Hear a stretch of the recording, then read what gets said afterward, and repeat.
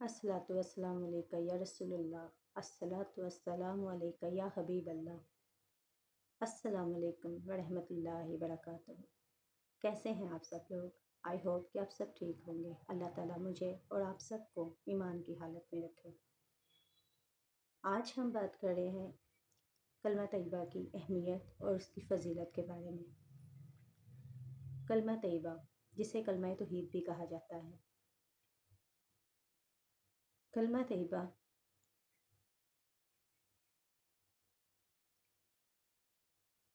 لا الہ الا اللہ محمد الرسول اللہ، جس کا ترجمہ ہے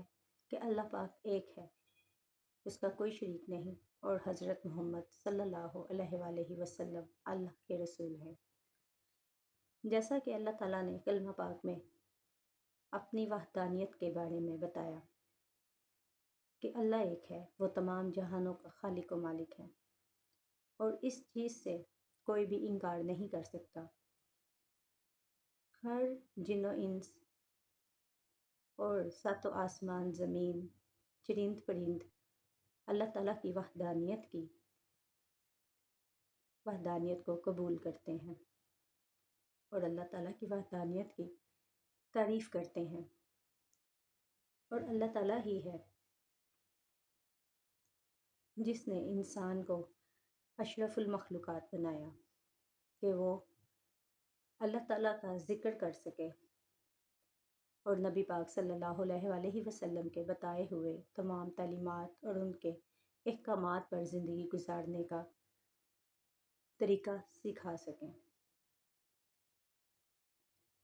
اسی طرح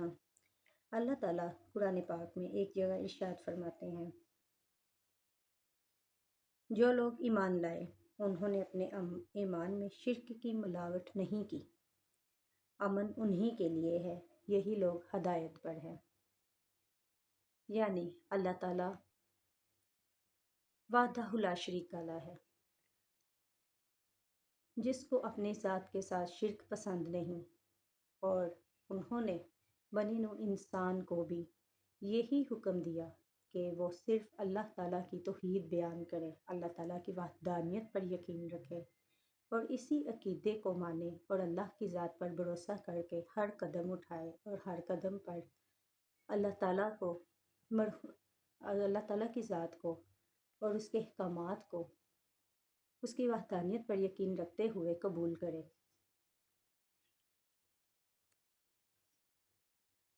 پہلا کلمہ وحدانیت اور توحید کا ملاپ ہے، جس میں اللہ تعالیٰ نے بتایا کہ یہ پہلا کلمہ نہ صرف مسلمان ہونے کی دلیل ہے، بلکہ مسلمانوں کو اللہ تعالیٰ پر کامل یقین رکھ کر اور اس کے نبی پر ایمان رکھ کر زندگی گزارنے کا نام ہے۔ یہ نہیں کہ آپ صرف الفاظ کے ہی مسلمان ہوں، آپ صرف اسلام کی آڑ کے ہی مسلمان ہوں، نہیں، کلمے کا تقاضا ہے کہ کلمے کو اپنی زندگی میں شامل کیجئے، نہ صرف اپنی زندگی میں شامل کیجئے بلکہ آپ کے اوپر اس کی چھاپ نظر آئے، اللہ تعالیٰ کی وحدانیت کا یقین آپ کے اندر نظر آئے۔ جیسا کہ کہا جاتا ہے کہ اللہ پاک نے قرآن پاک میں بھی فرمایا ہے اور مختلف احادیث سے بھی اس کا حوالہ ملتا ہے کہ کلمہ توحید ہے، جس میں اللہ تعالیٰ کی وحدانیت بیان کی گئی ہے، اور اللہ تعالیٰ کو شرک تو بالکل بھی پسند نہیں۔ اگر آپ کے دل میں، آپ کے وہم میں، آپ کے گمان میں کہیں پر بھی تھوڑا سا بھی اللہ کے ساتھ کسی کو شریک ٹھہرانے کا خیال آ جائے تو اللہ پاک اس کے دل سے ایمان کی روشنی کو اٹھا لیتے ہیں، اور وہ اللہ تعالیٰ کا سب سے ناپسندیدہ انسان بن جاتا ہے، جس کو اللہ پاک کسی طور معاف نہیں کرتے، کیونکہ اللہ پاک نے قرآن پاک میں ارشاد فرمایا ہے کہ میں ہر چیز کو معاف کر سکتا ہوں لیکن شرک کو کبھی معاف نہیں کر سکتا۔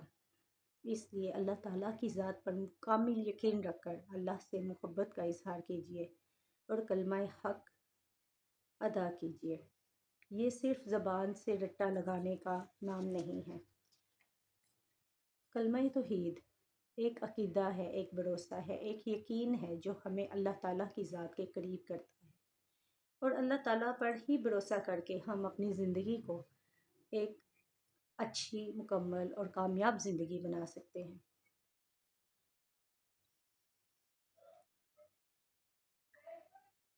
حضرت ابو ہریرہ رضی اللہ تعالیٰ عنہ سے روایت ہے کہ رسول پاک صلی اللہ علیہ وآلہ وسلم نے فرمایا، ایمان کی 70 سے زیادہ شاخیں ہیں اور سب سے افضل شاخ لا الہ الا اللہ ہے، اور سب سے ادنا شاخ تکلیف دینے والی چیزوں کو راستے سے ہٹا دینا ہے، اور حیا ایمان کی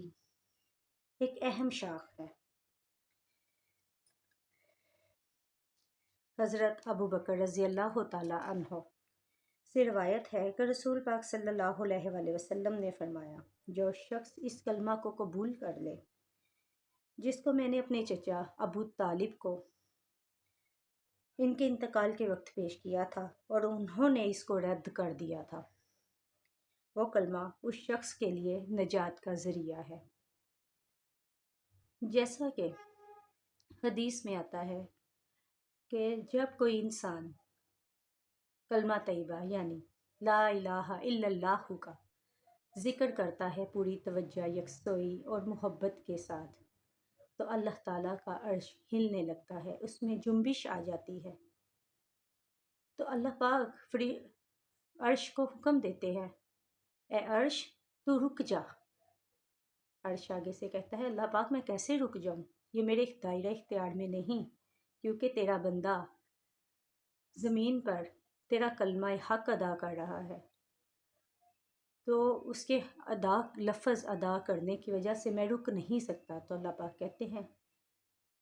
کہ تیرے ہلنے سے پہلے ہی میں نے اس بندے کی مغفرت کر دی، اس کو معاف کر دیا اور اس کی بخشش کو قبول کر لیا۔ تو پھر وہ عرش اللہ کے حکم سے اور اللہ کی بات سن کر خوش ہو کر رک جاتا ہے کہ میرے بندے کی بخشش ہو گئی، اس بندے کی کہ جس نے کلمہ حق کہا،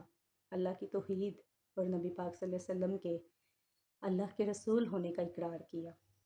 آج ہم کلمہ طیبہ کی اہمیت کے بارے میں بات کر رہے ہیں، جو کہ بہت ہی زیادہ ہے۔ یہ صرف کتابی باتیں نہیں ہیں، قرآن پاک ان چیزوں سے بڑا ہے کہ اللہ تعالیٰ نے دنیا میں بہت سے نبیوں کو بھیجا، لیکن انہیں یہ کلمہ سکھایا کہ لا الہ الا اللہ کو پڑھو۔ اسی طرح ایک حدیث میں ہے کہ حضرت ابو ہریرہ رضی اللہ تعالیٰ عنہ سے روایت ہے کہ رسول اللہ صلی اللہ علیہ وسلم نے ارشاد فرمایا، اپنے ایمان کو تازہ کرتے رہا کرو۔ عرض کیا گیا، یا رسول اللہ، ہم اپنے ایمان کو کیسے تازہ کر سکتے ہیں؟ ارشاد فرمایا، لا الہ الا اللہ کا ورد کیا کرو اور اس کو کثرت سے کہتے رہا کرو۔ اسی طرح ایک اور حدیث میں ہے، حضرت جابر بن عبداللہ رضی اللہ تعالیٰ عنہ فرماتے ہیں کہ میں نے رسول پاک صلی اللہ علیہ وسلم کو یہ ارشاد فرماتے ہوا سنا کہ تمام اذکار میں سے سب سے افضل ذکر لا الہ الا اللہ ہے، اور تمام دعاؤں میں سب سے افضل دعا الحمدللہ ہے۔ تو کیوں نہ آج سے ہم بھی اپنی زندگیوں میں کلمہ حق کو صرف زبان سے ادا نہ کریں، بلکہ محبت، عقیدت اور اعتبار سے اللہ تعالیٰ پر مکمل کامل یقین رکھتے ہوئے ادا کریں، تاکہ اللہ پاک کی نظر کرم ہم پر ہو سکے اور ہم بھی جنت کے مہمان بن سکے اور جہنم کی آگ سے بچ سکے۔ کیونکہ اللہ پاک نے فرمایا کہ بندے کے جتنے مرضی گناہ ہو، چاہے وہ زمین و آسمان کے برابر ہو، اگر اس نے دنیا میں کلمہ حق یعنی کلمہ طیبہ اللہ کی وحدانیت کو اپنی زبان سے بیان کیا ہوگا، ذکر کیا ہوگا کثرت سے، تو اس کے صدقے اس کو معاف کر دیا جائے گا۔ اللہ تعالیٰ مجھے اور آپ کو انسانوں، شیطانوں کے شر سے محفوظ رکھے اور اپنے حفظ و امان میں رکھے۔ اگر آپ کو میری ویڈیو اچھی لگی ہو تو پلیز لائک، شیئر، کمنٹ ضرور کیجیے گا، اور اس طرح کی اچھی ویڈیوز دیکھنے کے لیے سبسکرائب کرنا نہ بھولیے گا۔ ملتے ہیں اگلی ویڈیو میں۔ فی امان اللہ۔